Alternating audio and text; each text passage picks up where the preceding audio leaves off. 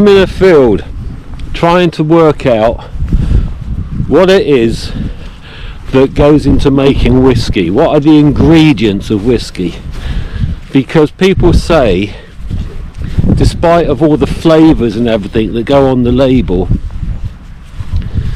that whiskey's only made of 3 things, and to a certain extent that's true.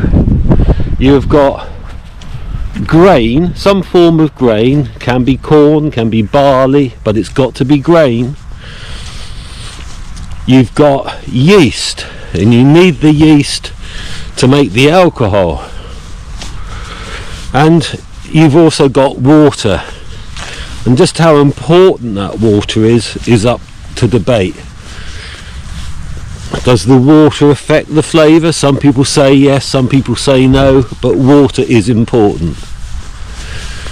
But I would argue that there's a whole load of other ingredients that go into whiskey as well.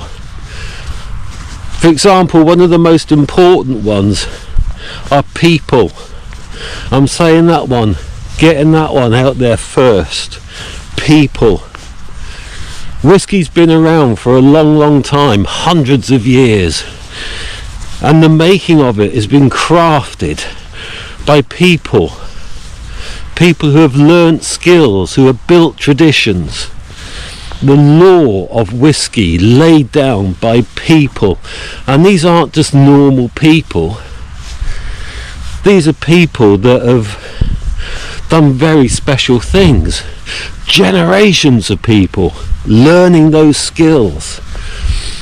And I can remember talking to somebody a long time ago now who was saying about when he got to the point of retirement, he went down into the cellar rooms and saw casks there, still in cask, that he'd laid down when he was an apprentice. So if you imagine that, and a place of work, an industry where you start your work knowing that that work isn't going to be finished before you've even retired. So people, the stories, and I will extend that as well to the people who do the design work, who make the bottles useful for storing whiskey in, but the whole presentation of it all has an effect. And then there's things like smoke, peat. Now, not all whiskies, no, it doesn't apply to all whiskies, but certainly some. And when it does apply, that peat that heats up the malted barley or the malted grain to stop that malting process, and it gets caught up into the husk of the grain and then imparts that flavour onto the whiskey. That is so important, such a key ingredient. And you can actually taste the difference, you can smell the difference between different types of peat, and trust me, there are different types of peat.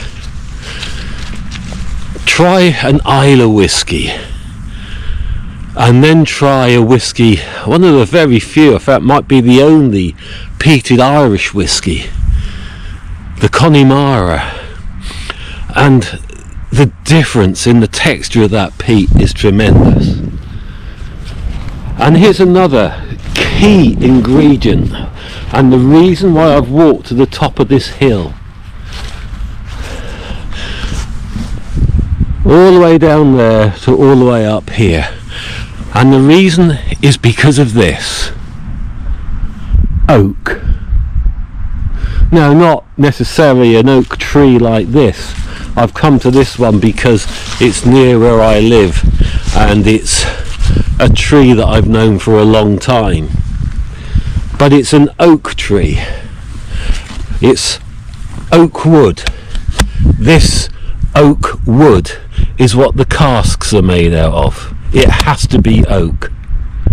Now, in Scotland, it is legislated that the oak used to make the casks can't be brand new oak. It has to have been used before.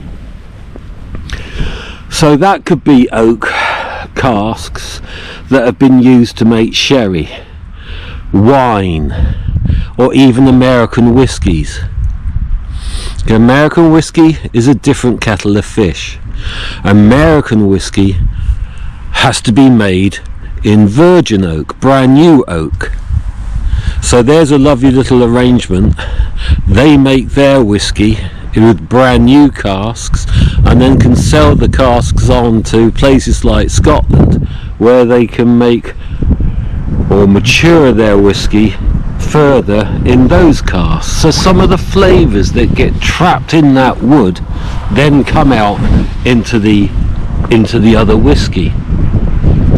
So just imagine that. What I said earlier on about the person who makes the whiskey when they're an apprentice, and by the time they get to retirement they're still seeing casks that lay down that are still maturing. Well, imagine that as the person who planted the oak trees, who found the best place to get the oak trees to grow, to make the best casks, to then put wine into it, or sherry into it, or even brandy or port, and to let that stand for a while so that the oak can soak up some of those flavours, to then take the new distilled, new make whiskey to put into that cask and leave for a minimum of 3 years. A minimum of 3 years. But bearing in mind some of the vintage, the age statements on whiskies that can go up more than that, 3 years, 10 years, 12 years, 15 years, more. I recently saw a Macallan, 52 years. And what's happening all that time? Another little ingredient, and one I'm feeling very much at the moment, weather. And let's not underestimate the effects of weather. The wind bashing in, the sea spray splashing up, the quality of the air. Some people say those things don't matter. I think they do. The weather comes, and as it comes, the oak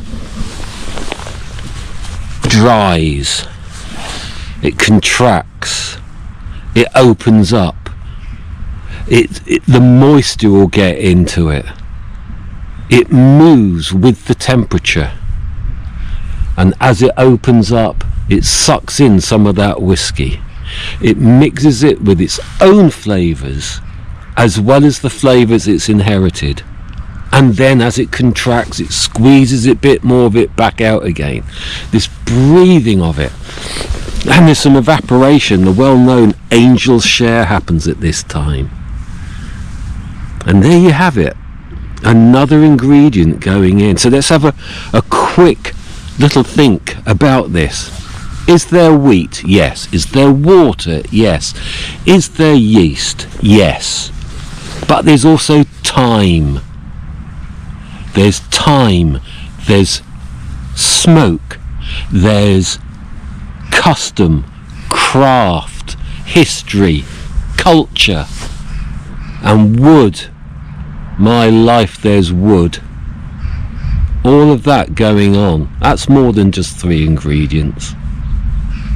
And there's also occasion. Why you're having that whiskey, how that mixes in with the experience of having it. And trust me, there's a lot of experience in whiskey. There's a lot of purpose in whiskey.